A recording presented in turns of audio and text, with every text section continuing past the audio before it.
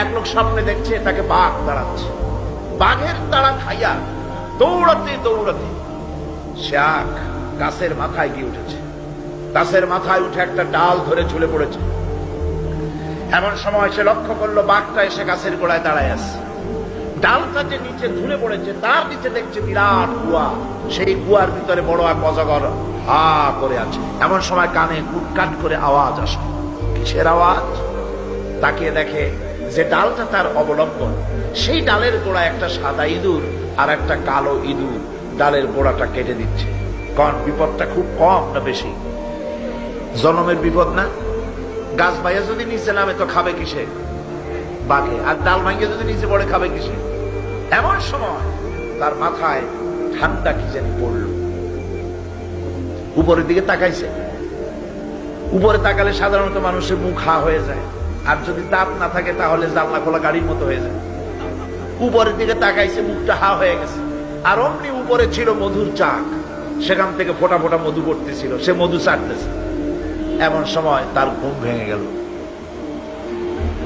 এক বুজুর্গ ব্যক্তির কাছে গিয়ে বলছে, হুজুর, এই রকমের একটা মারাত্মক স্বপ্ন দেখেছি, অর্থ কি কিছুই বুঝলাম না।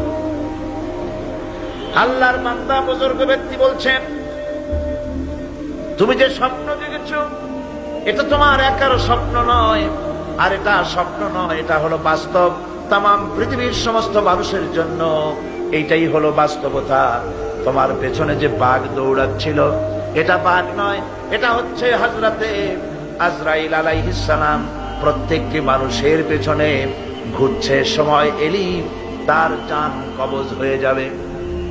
তুমি যে ডালটা ধরে ঝুলেছিলে ওই ডালটি হচ্ছে তোমার হায়াত, আর ডালের গোড়া কাটতেছিল সাদা ইঁদুর আর কালো ইঁদুর। সাদা ইঁদুর হলো দিনের প্রতীক, কালো ইঁদুর হচ্ছে রাতের প্রতীক। দিন আর রাত তোমার হায়াতের রশিগাছা কুটকুট করে আস্তে আস্তে করে কেটে দিতেছে। আর নিচে যে কুয়া ছিল সাপ হা করে আছে, এটা হলো তোমার কবর।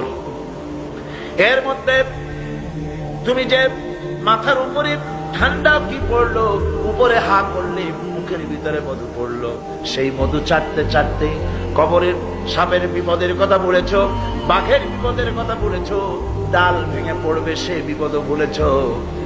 এই মধু হচ্ছে তোমার সুন্দরী স্ত্রী, এই মধু হলো দুনিয়া, এই মধু গাড়ি, এই মধু বাড়ি, এই মধু ক্ষমতা, এই মধু প্রতিবুদ্ধি, এই মধু হচ্ছে তোমার ব্যবসা বাণিজ্য।